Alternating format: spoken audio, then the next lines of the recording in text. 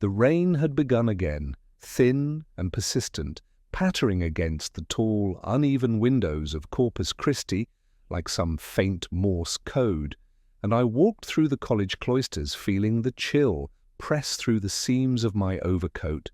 There is a peculiar melancholy in Oxford at twilight when the libraries are closing, the quads emptying, and one can hear the echo of solitary footsteps against stone that has seen centuries of quiet secret.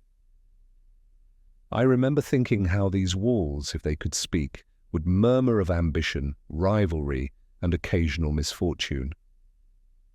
It was a Tuesday when I received the call, the voice on the other end clipped, almost hesitant, requesting my attention at one of the older colleges. A student had been found in the senior common room, unresponsive, with no apparent cause. The words settled over me like damp fog, and I felt that familiar prickling of curiosity, the sort that insists on digging beneath the visible. Lewis had been absent, busy with his own trivialities, so I left alone, umbrella sagging under the wet. The common room itself was dim, furnished with worn leather chairs and tall bookcases that seemed to absorb light. The body lay slumped, a young man in his second year, his features composed in an unnatural stillness that I found unnervingly perfect. Around him, the room bore signs of disturbance, an overturned chair, a scattering of papers, and an empty cup of tea, long cold. I knelt beside him, noting the small details that would escape casual observation.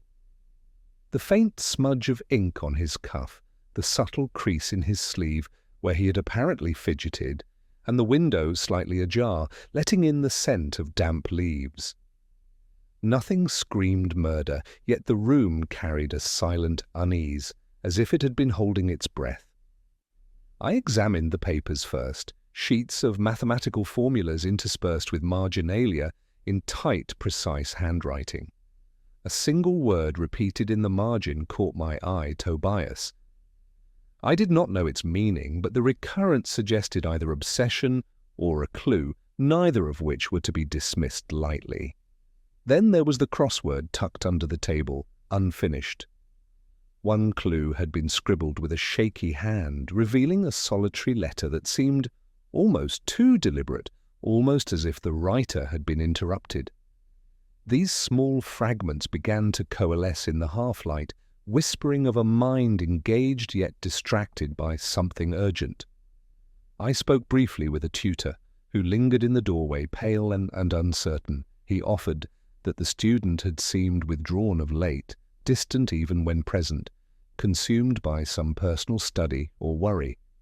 He mentioned a quarrel over a scholarship, another with a senior don regarding access to certain rare texts. Everything was fragmentary, nothing definitive, yet each fragment carried weight in the silent calculus of deduction. The air in the room had a damp heaviness, the kind that penetrates the collar and leaves the skin damp, despite indoor warmth. I drew the curtain slightly to inspect the window, noting the faint marks where hands had rested, almost like a signal. Outside, the cloister stones glistened wetly, reflecting lamplight in fractured shards. I made a mental note of the geometry, the angles, the possible paths of anyone entering or leaving unnoticed. It was subtle, yes, but subtlety often carries truth in places where the obvious is silent. I left the common room with a careful reluctance, stepping back into the drizzle, letting the umbrella shield me, but not the thoughts racing like low murmurs behind my eyes. In the quiet of my car, I allowed myself a sip of whiskey, its warmth companion to my contemplations. There would be more questions than answers tonight, and that is exactly as it should be. For now, I had only fragments, whispers caught between walls, and the sense that the story had already begun before I arrived. The night pressed close, Oxford's spires sharp against the clouded sky, and I felt the peculiar intimacy of being alone with a puzzle that would not surrender itself easily. Somewhere in the quiet, I sensed the stirrings of a truth that was more hidden than any book, more fleeting than any shadow. And I knew that it would be in these very whispers, if anywhere, that I would find the first faint threads of understanding.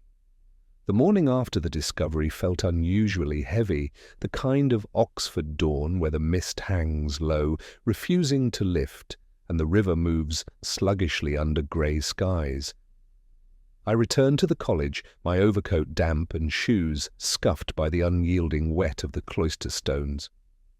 The senior common room, though empty, seemed to hum with the absence of the student, as if the air itself remembered the tension of that previous evening. I wandered slowly, noting the displaced chair and the scattered papers again, allowing the details to settle in my mind like sediment in a jar. I spoke briefly with the porter, a wiry man who had seen countless generations pass through the arches, and he mentioned that another student, one who had been close to the first, had disappeared without notice.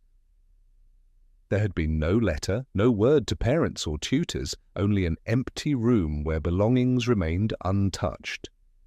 The juxtaposition of one still body and one sudden absence gnawed at me. There was an odd symmetry in it, a pattern that suggested design rather than coincidence. The missing student had been of similar age, meticulous, and quietly observant, the sort who notices the faintest discrepancies in a lecture or the subtlest hesitation in a don's voice. According to the brief accounts I gathered, he had been last seen in the library late at night, moving among the stacks with a kind of careful deliberation. I recalled the faint smell of old paper and ink that clung to the library, a scent that seemed almost alive in the darkness, as though the knowledge itself breathed through the corridors. I examined the timetable, the library logs, and a few personal notes left behind. One note was particularly curious, folded neatly, almost ceremoniously, and tucked beneath a heavy textbook, a single line in a small, precise hand me to the bell tower before dusk. It was unsigned, and yet it felt urgent, as if the writer expected someone to follow. The letter, the whispered direction, and the empty presence of the student created a narrative that was invisible to the casual eye, but to someone attuned to nuance, the threads were already beginning to intertwine. Later, I walked through the quadrangle, the stones slick, and the air pungent with wet leaves, and observed the bell tower itself. It rose against the sky like a solemn sentinel, and its shadow stretched long across the cobbled yard. There was a faint scratch on the door, almost imperceptible, as if someone had tried to gain entry without unlocking it. Small details, I reminded myself, often reveal more than loud declarations. Somewhere in that subtle resistance, I felt the echo of a choice, a hesitation that could only belong to the vanished student.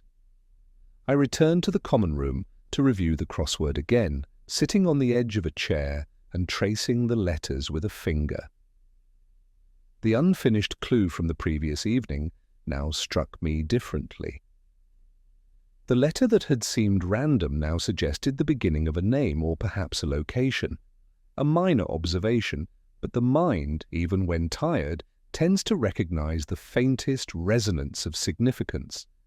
These small tremors of insight often presage greater truths, though I knew better than to expect immediate clarity.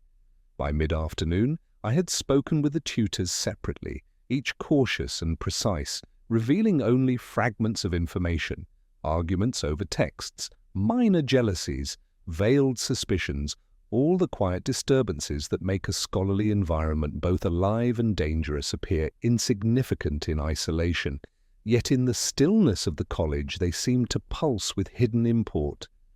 I could not shake the feeling that the disappearance was tethered to knowledge itself, that some secret, some arcane pursuit had drawn the student away from common paths. As dusk approached, the rain had ceased, leaving the world washed and muted, the river reflecting the low light in an almost silvered calm. I stood beneath the bell tower, noting the angles of the stones, the tightness of the stairwell, the faint scuff marks that suggested a hurried ascent. Somewhere above, I sensed, was a clue not yet claimed, a whisper of intention, frozen in the air. And below, in the quiet corridors of the college, Oxford's walls seemed to lean closer, as if aware that a story of disappearance had begun to unfold, a story that would not yield its secrets to haste or to impatience. I left the tower reluctantly, allowing the shadows to gather, knowing that the night would carry the answers, or at least the faint pulse of them, closer to revelation. Somewhere, the vanished student moved in silence, and the pattern, however obscure, was already speaking to those who cared to listen. The day after the student's disappearance, Oxford presented itself in muted tones, the sky low and silver, the river sluggish under its pall of mist, and the college cloisters echoing only the occasional hesitant footfall. I wandered through the quadrangle, noting the damp leaves clinging stubbornly to the corners of stone benches, the smell of wet leather from the library, the faint trace of ink from yesterday's papers.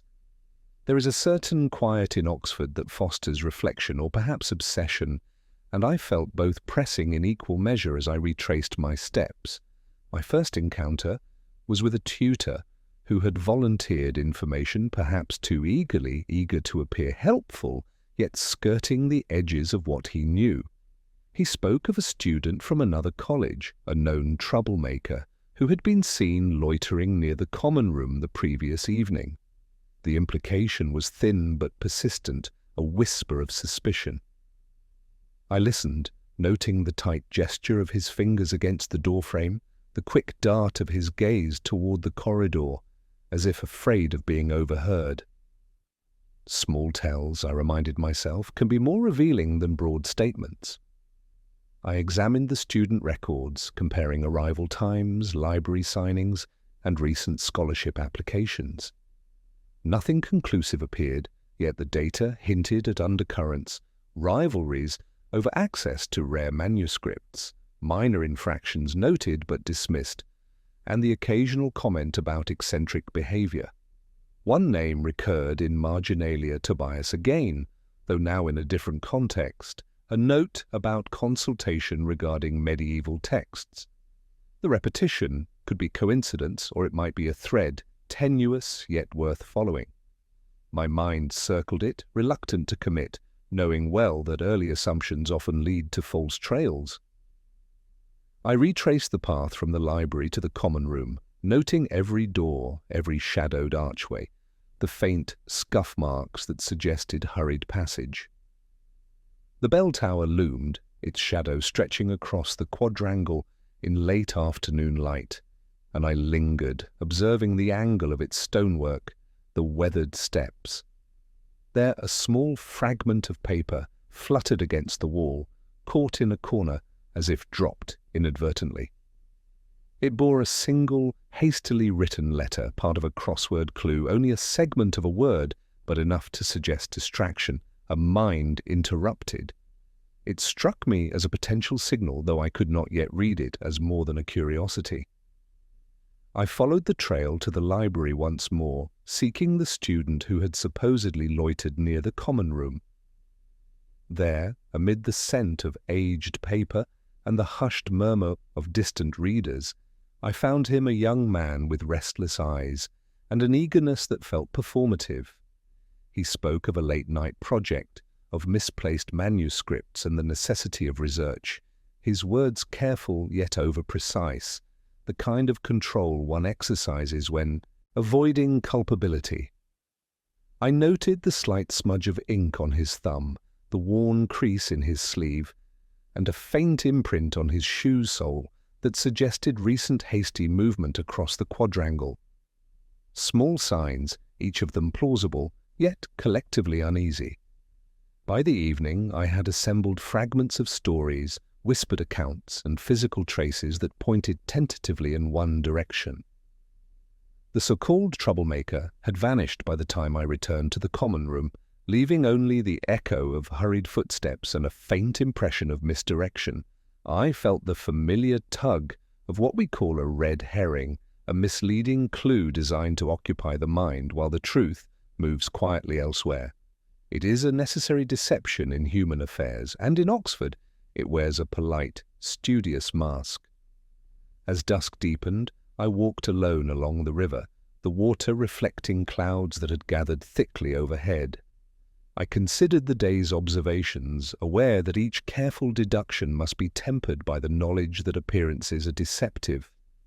Somewhere in the quiet, the vanished student's trail was still alive, but it was obscured now by a distraction that demanded attention, forcing a choice between following certainty or tracing subtler currents of intent.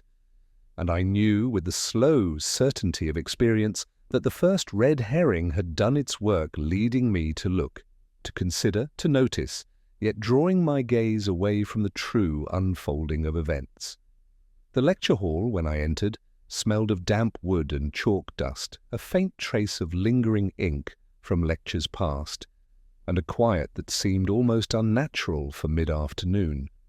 The seats, arranged in precise rows, were empty except for a solitary figure at the back, head bowed over a notebook as if hiding from the world.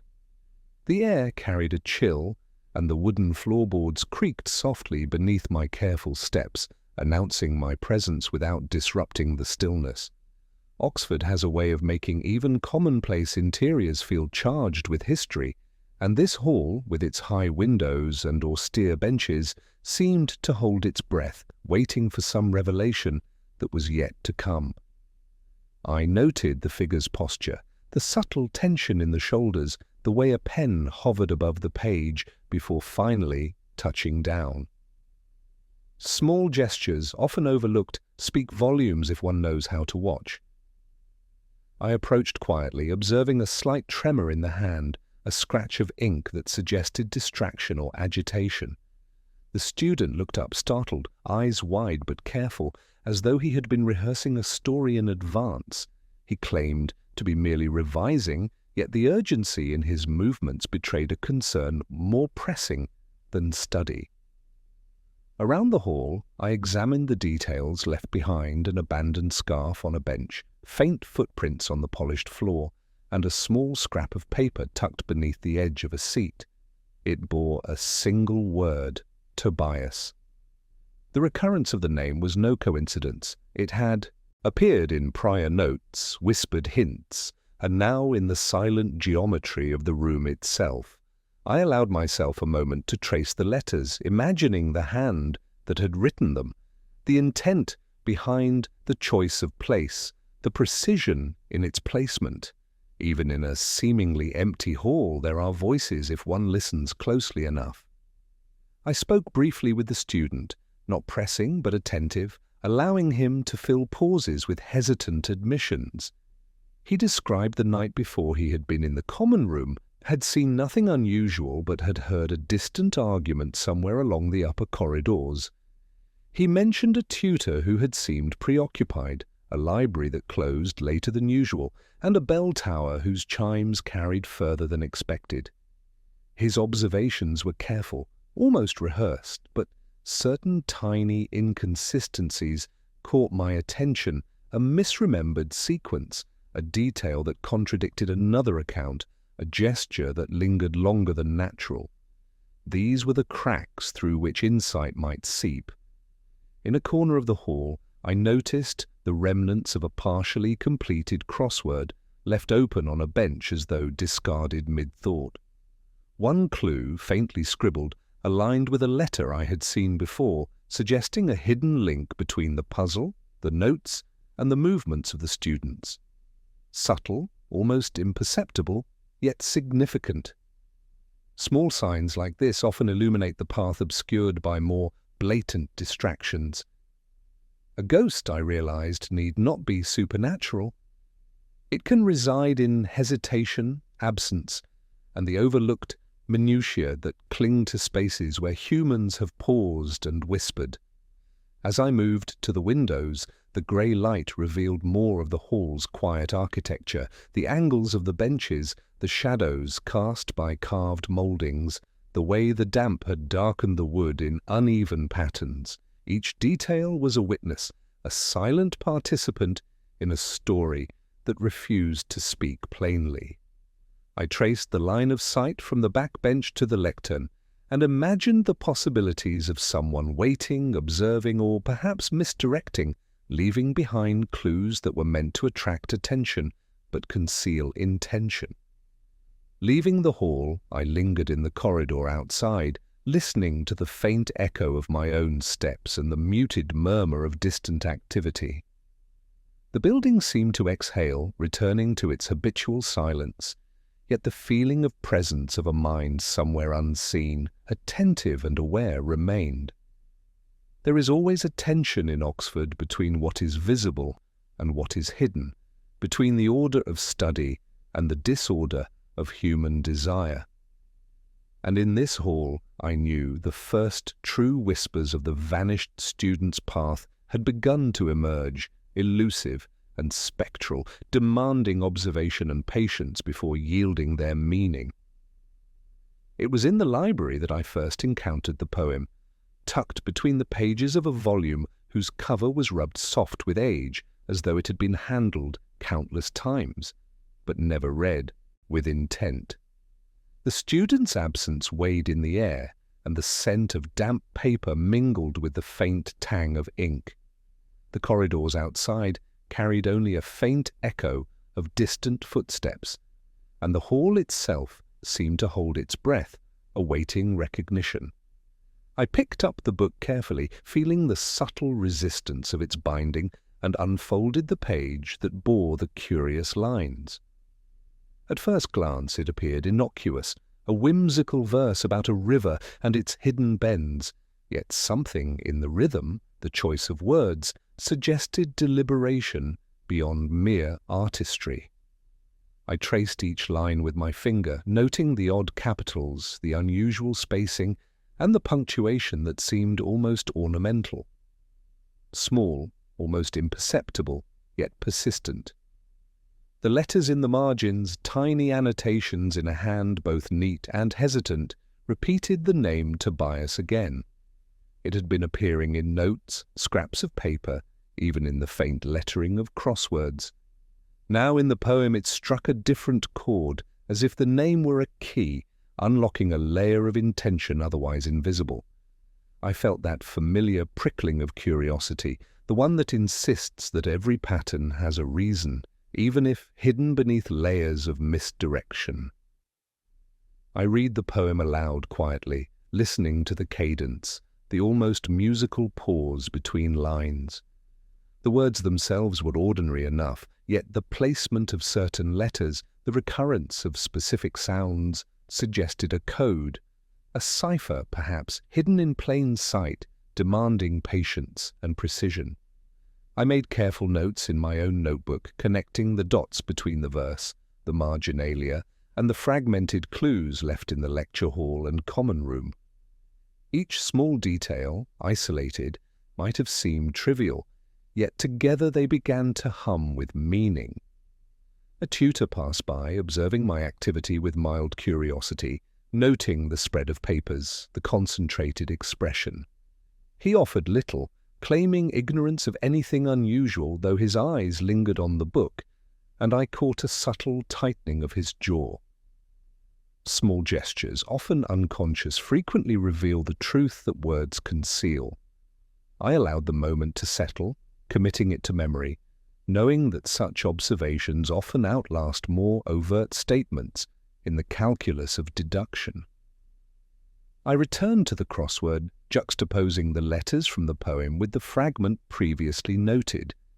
The interplay was delicate, almost imperceptible, yet the alignment of letters suggested a pattern, perhaps even a location within the college itself. A subtle correspondence between words and letters, a hidden map, or a warning. It was not yet intelligible, but it hinted at intention, at a mind engaged in secret communication, and I felt the familiar mixture of anticipation and unease. Later, I wandered the quads, notebook in hand, tracing the angles of sunlight on damp stone, noting the irregularities of footsteps, the way water gathered in shallow depressions, reflecting fragmented sky. Every corner, every shadow seemed to hold a memory, a residue of actions undertaken in secrecy. The coded poem, like the vanished student, had left a ghostly trace, a presence that demanded recognition. One misstep, one failure to notice, and the meaning would slip further into obscurity. By evening, the sky had darkened to a leaden grey, and I found myself back in the common room, piecing together the fragments once more. The poem, the scattered papers, the faint marks on benches and floors, all hinted at a larger design, one that required patience and careful observation. I allowed myself a slow sip of whiskey, its warmth a companion to the quiet contemplation of lines and letters, and reflected that the code was more than an intellectual puzzle. It was a language of absence, of deliberate concealment, a whisper meant for those attentive enough to hear. I left the room with the poem folded carefully in my notebook, aware that each day, each small observation, brought the vanished student's path into sharper, if still tenuous, focus.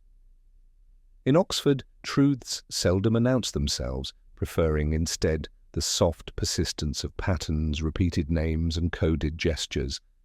And in this quiet, measured way, the story began to reveal itself, one faint whisper at a time. The evening had settled over Oxford with a heavy stillness, a damp cloak of fog curling along the river and threading through the narrow lanes between colleges. I walked beneath the gas lamps, their glow diffused into halos by the mist, casting long, uncertain shadows that stretched like pale fingers across the cobbles. There is a peculiar intimacy in these hours, a sense that the city itself holds its breath, and I felt acutely the weight of absence, the missing student, the coded poem, the persistent name Tobias murmuring through each clue.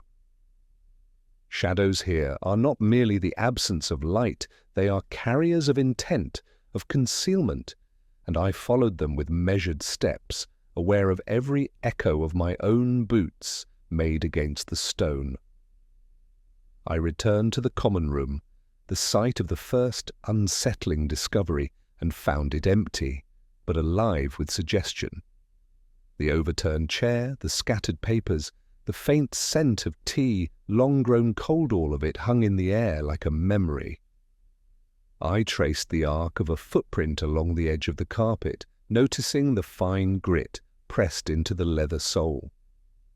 Small details easily dismissed, yet revealing movement, timing, intention. I noted the subtle drag on one heel, suggesting a reluctant pace, someone moving with both haste and caution. The room, in its silent testimony, spoke more than any witness might. Later, I made my way to the cloister behind the library, where the fog lay thickest. The arches caught the lamplight and fragmented it, producing ghostly patterns on the worn stones. It was here I spotted the silhouette, fleeting and precise, at the far end student perhaps, or someone deliberately mimicking their shape. I watched, careful, not to startle, observing the tilt of the head, the slight tremor in the shoulders, the way hands were tucked against the body, fingers flexing as though anticipating action. Such minutiae betray anxiety or anticipation or guilt, sometimes all three. I committed the impression to memory, knowing that even an uncertain observation might later illuminate hidden truths. Inside the lecture hall, the shadows were longer, cast obliquely by high windows and the soft flicker of a single candle someone had left burning. I followed the pattern across the floor, noting every irregularity. A chair slightly out of place, a scuff mark near the lectern, the faint residue of ink that had transferred from a hurried hand. I compared these to my notes from earlier days, assembling them mentally like pieces of a fragile mosaic. The code of the poem, the crosswords, the subtle repetitions of names, all began to converge in a slow, deliberate rhythm.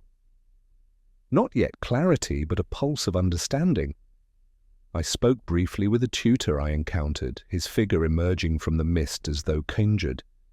He mentioned a fleeting sound, a voice that seemed to echo in the corridors, though no one was present.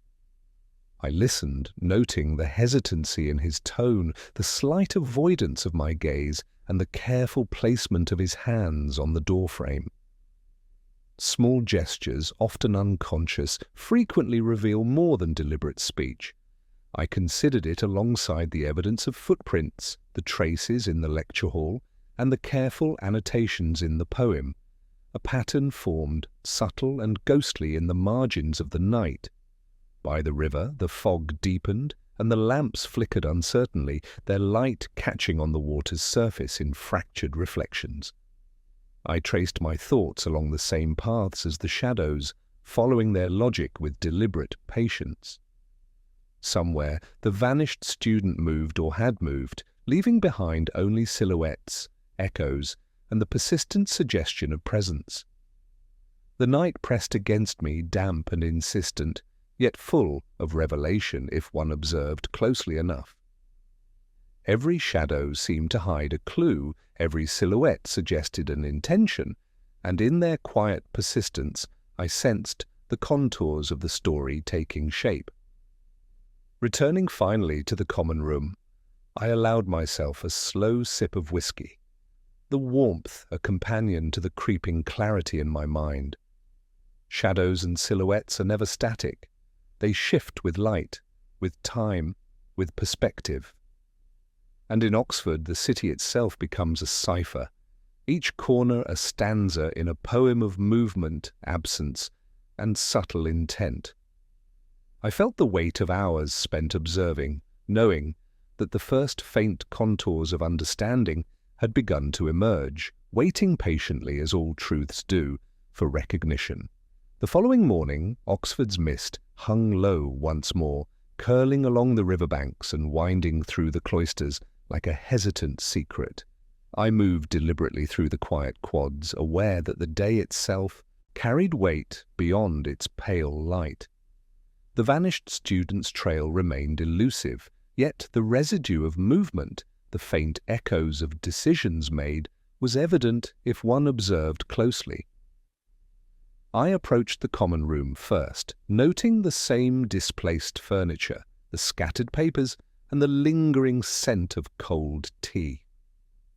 Nothing new, yet the space seemed charged with the possibility of revelation, the air thick with untold stories.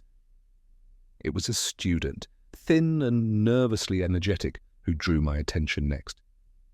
He claimed to have information, his words halting, deliberately crafted, yet his hands betrayed him, fingers drumming lightly against his notebook, a subtle hesitation in each gesture.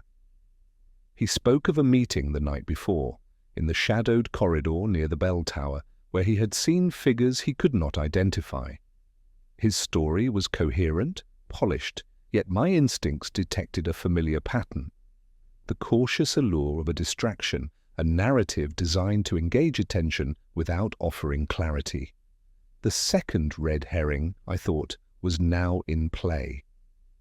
I followed him to the corridor, noting the faint scratches along the floorboards, subtle scuffs near the doorways, and the way his gaze flickered toward the arches, as if anticipating observation. Each mark seemed deliberate, the residue of hurried passage, yet I sensed a discrepancy between action and intent. Small inconsistencies, the drag of a shoe, the angle of a shoulder, the hesitation before each step, suggested rehearsed movement, a performance meant to mislead. Red herrings are rarely dramatic. They reside in the minutiae, persistent and quiet. At the lecture hall, I paused to examine a bench slightly out of alignment.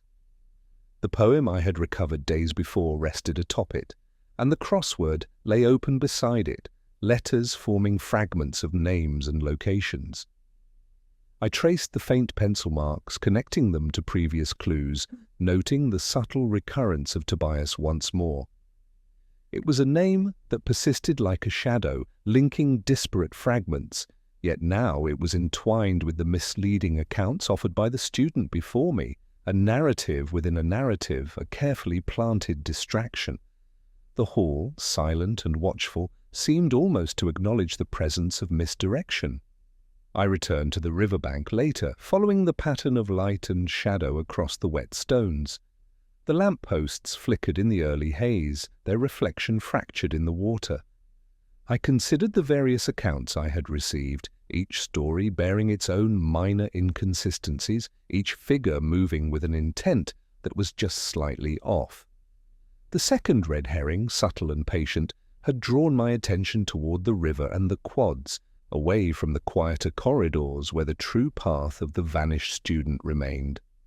Such misdirection is a familiar tool in human affairs, and Oxford, with its labyrinthine architecture, lent itself well to the art. Back in the common room, I reviewed the poem and, crosswords together, the alignment of letters and words hinting at a logic beneath the apparent chaos.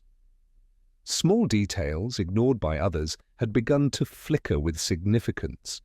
A repeated phrase, a mirrored letter, a spatial arrangement all suggested that observation, patience, and discernment were essential to navigating the deliberate distractions. The red herring had accomplished its purpose, guiding me toward complexity without immediate comprehension. By evening, the mist had thickened, and the river moved slow and grey beneath the dim lamplight. I walked slowly along the paths, considering the web of clues, the recurring name, and the careful gestures of those around me. Distraction, misdirection, and subtle performance intertwined, yet even in the presence of a second red herring, patterns began to emerge in the quiet persistence of observation. Shadows and absence speak, if one listens attentively, and I had learned to heed their whispers. For now, the student remained unseen, the story partially obscured, yet the first faint threads of truth began to assert themselves through the deliberate haze of deception. The air in the college archives was damp and heavy, carrying the scent of aged paper and the faint tang of metal from the binding clasps of long-forgotten ledgers. I entered quietly, careful not to disturb the fragile silence, and allowed my eyes to adjust to the dim light filtering through high, narrow windows. The room had a peculiar solemnity, a sense that it had witnessed generations of meticulous record-keeping, secrets folded carefully into the margins, and the faint residue of decisions that had shaped lives and reputations alike. Somewhere amidst the tall shelves, I sensed the trail of the vanished student might finally take form. I moved along the stacks, scanning titles and noting the subtle irregularities of arrangement. One ledger, bound in worn leather, protruded slightly from the row, as though it had been handled recently. The faint smudge of dust along its edge suggested movement, intentional or otherwise. I retrieved it with care, my fingers brushing over embossed letters, feeling the history pressed into the cover. Inside, neat rows of entries recorded mundane transactions, but in the margin of one page a name appeared repeatedly: Tobias. Its recurrence, previously encountered in notes, crosswords, and the coded poem, now seemed to anchor itself in something concrete, a ledger of accounts that might illuminate the hidden logic behind recent events. I noted the pattern of entries, dates, times, minor payments, all appearing innocuous at first glance. Yet small anomalies drew my attention to a series of numbers slightly out of sequence, a faint indentation suggesting a previous correction, a cross in the margin that did not match any key provided in the ledger. These subtleties implied careful concealment, an intentional misdirection layered atop a record meant to be transparent.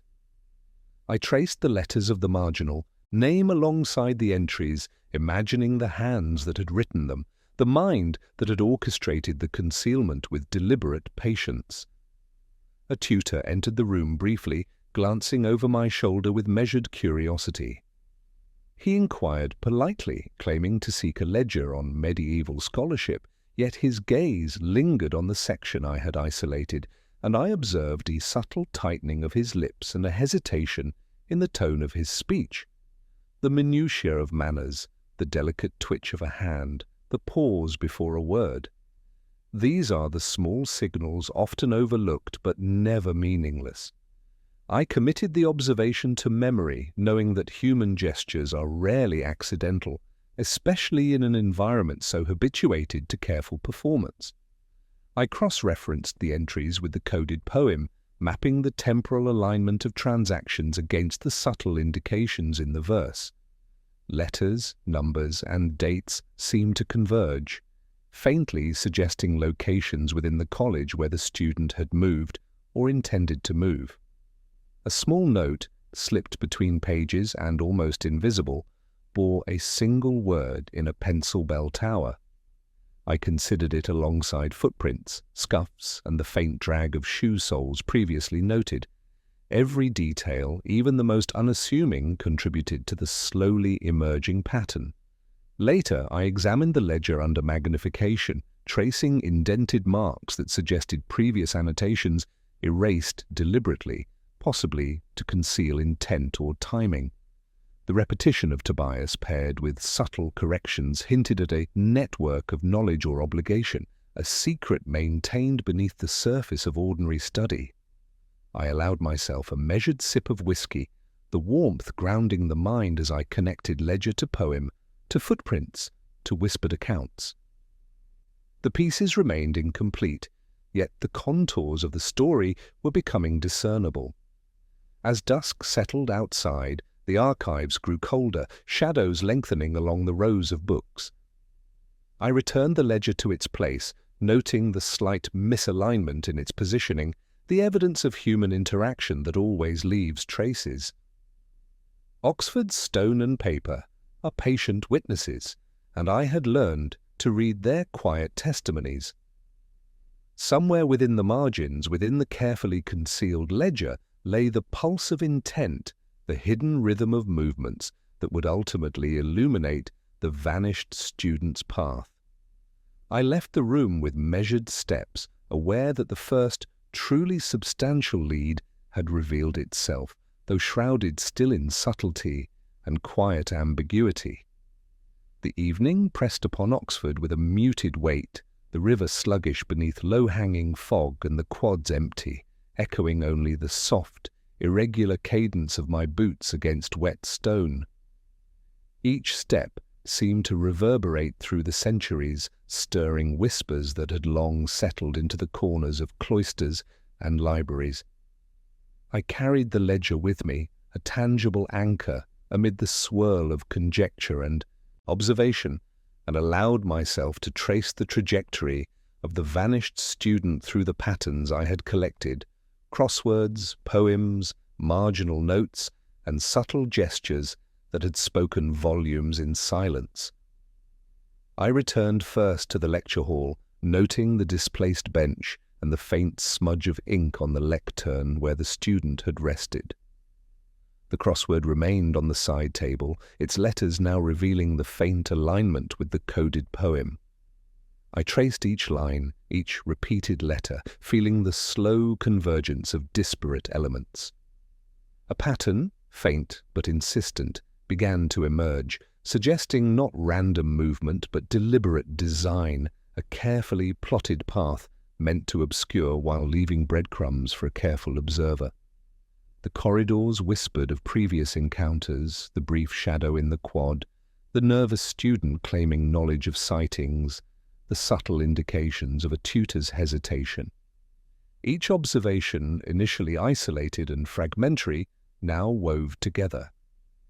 I noted the angle of footprints against the damp floor, the drag of a shoe suggesting both haste and caution, and the directionality of ink smudges connecting each minor detail to an unseen chronology.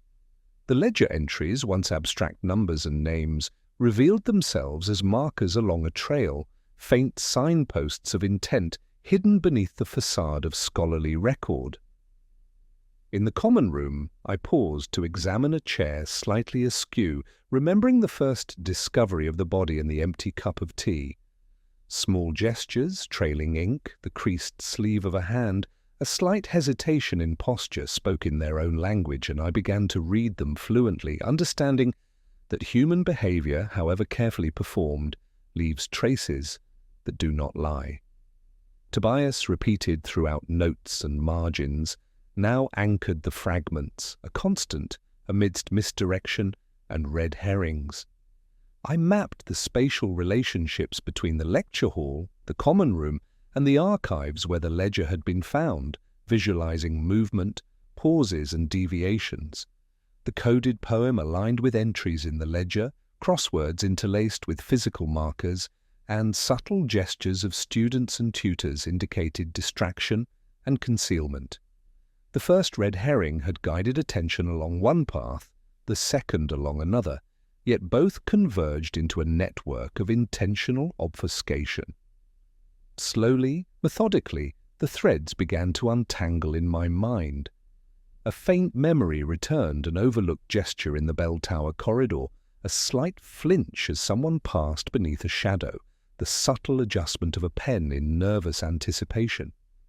These moments, trivial in isolation, now illuminated the sequence of actions and reactions.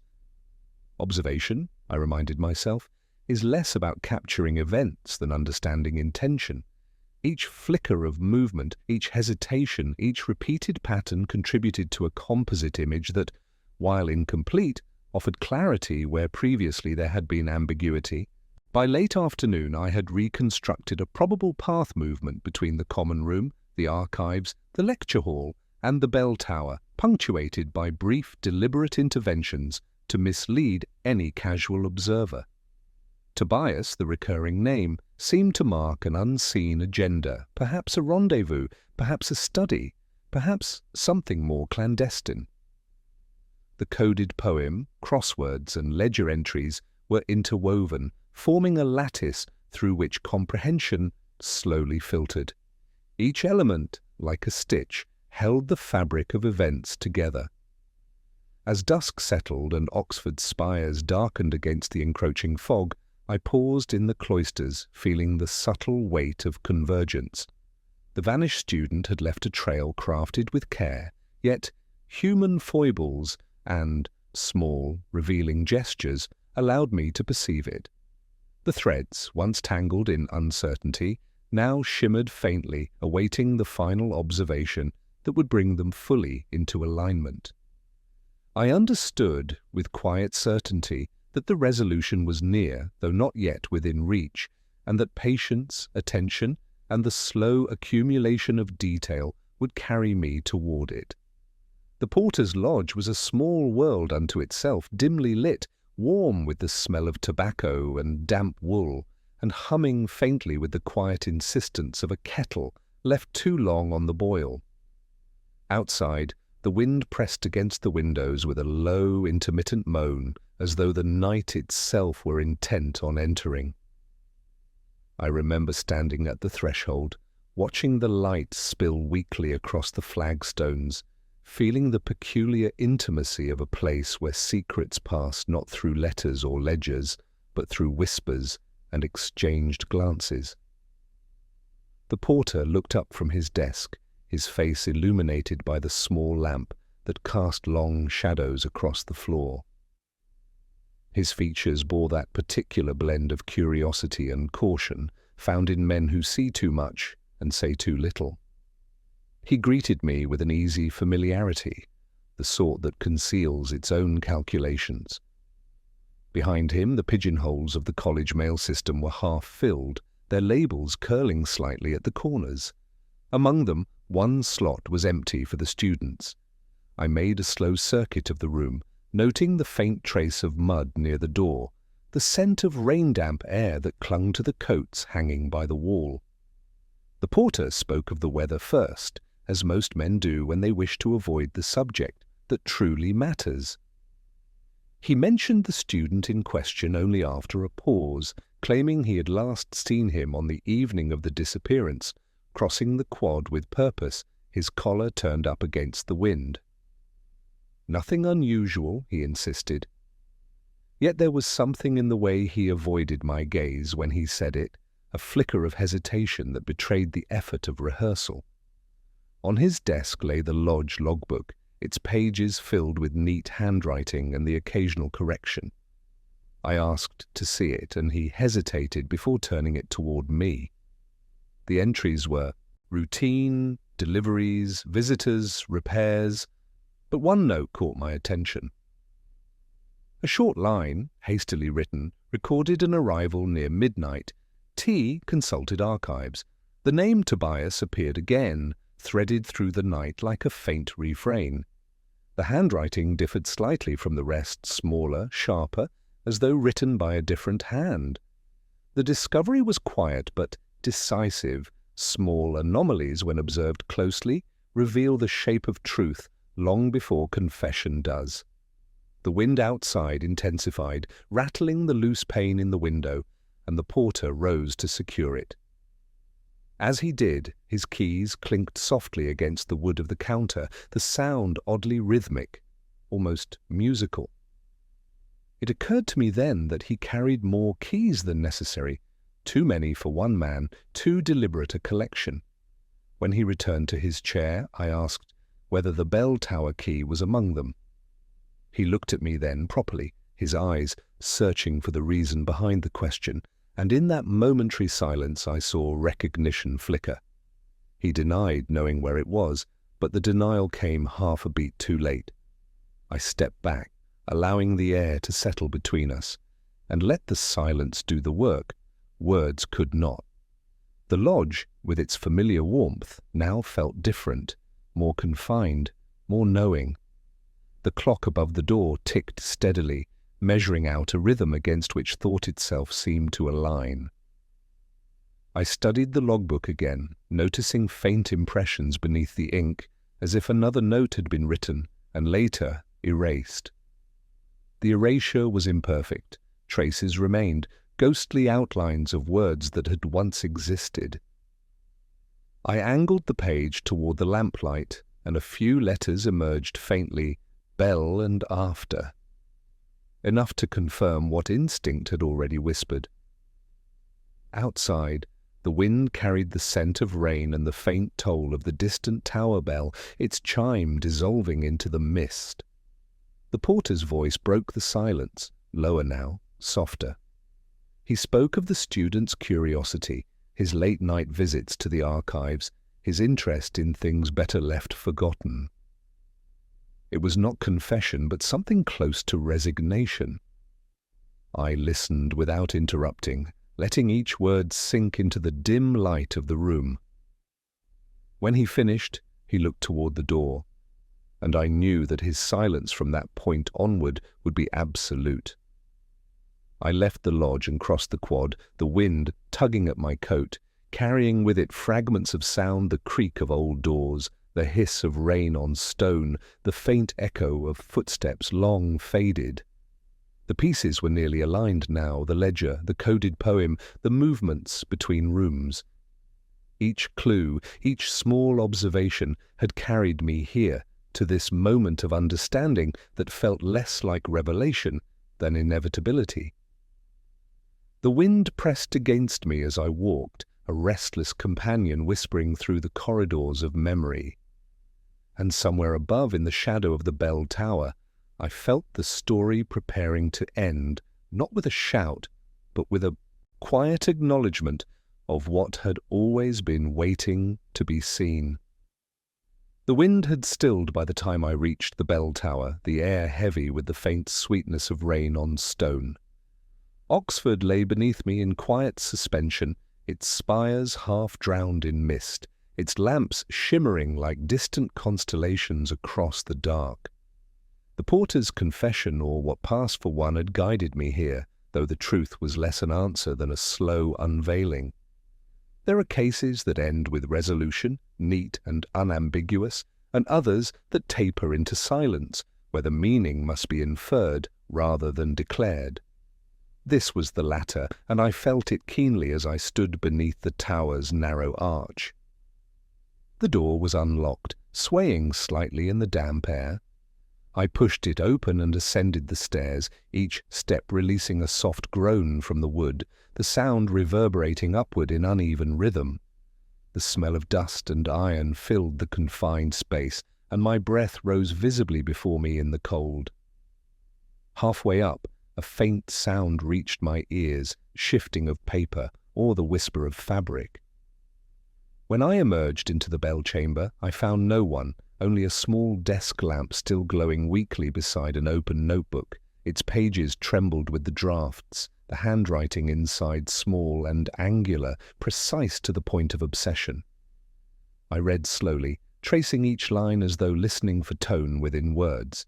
The entries were reflections, not confessions, a record of thought, not deed. The vanished student had written of secrecy, of study undertaken in solitude, of a desire to uncover truths buried beneath centuries of academic indifference. Between the lines the handwriting changed, sharper, more agitated, as if another voice had intruded. Tobias again. A name that by now felt less like a person than an idea cipher for something greater or smaller than identity itself. I noticed the final page torn away, the imprint of its words faintly visible on the sheet beneath. I angled the notebook toward the lamplight, the marks forming the outline of a single phrase, "The ledger hides what the bell reveals." I turned toward the bell.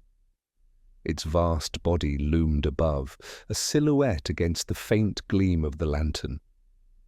The floor beneath was uneven, layered with dust, and fragments of paper caught in forgotten corners.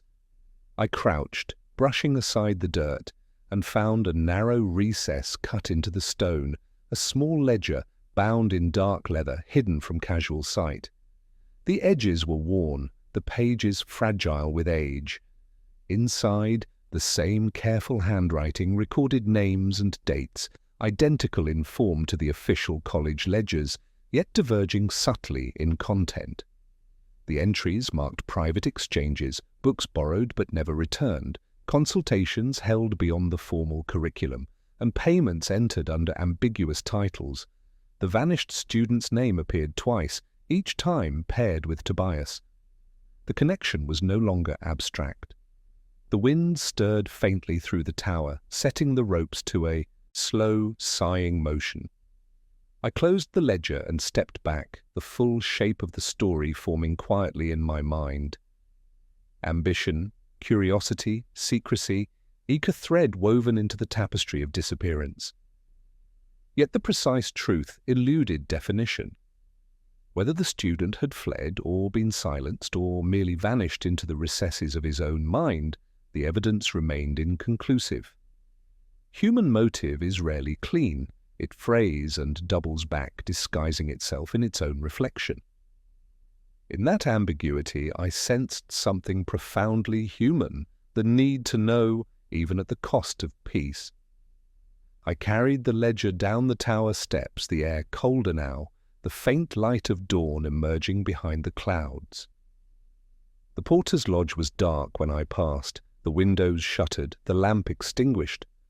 Across the quad, the first bells began to toll for morning prayers, their sound resonant and hollow, rolling through the fog with a melancholy grace.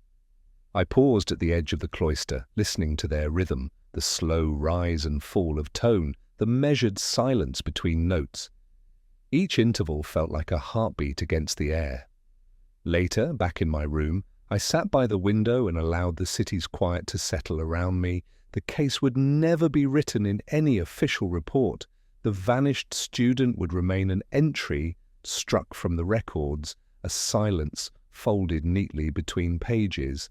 Yet the traces endured in the coded poem, the ledgers, the gestures, the quiet persistence of names repeated until they lost their meaning. I poured a measure of whiskey, its warmth cutting through the cold, and thought of how Oxford keeps its secrets not through concealment, but through endless reinterpretation. Each truth, once found, becomes another question. Outside, the bells continued, their echoes fading into the soft hum of morning.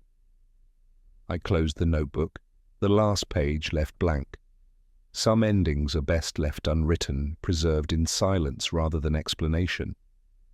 For in the stillness of that final chime, I heard not resolution, but something gentler, a kind of acceptance, quiet and inevitable, like wind moving through the porter's lodge long after everyone has gone.